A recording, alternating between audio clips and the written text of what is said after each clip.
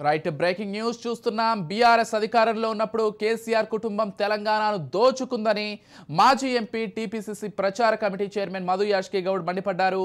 ఇక్కడ చేసిన అరాచకాలు చాలవని, ఢిల్లీకి వెళ్లి లిక్కర్ స్కామ్ లో ఇరుక్కున్నారని ఎద్దేవా చేశారు.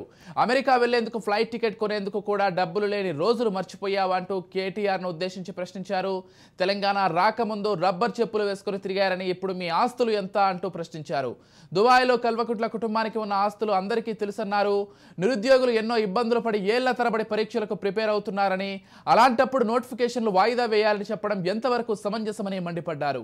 కాంగ్రెస్ అధికారంలోకి వచ్చాక ఉద్యోగ కల్పన కోసం కృషి చేస్తున్నట్లు చెప్పారు. డిఎస్సి నోటిఫికేషన్ విడుదల చేసి షెడ్యూల్ కూడా విడుదల చేసినట్లు చెప్పారు.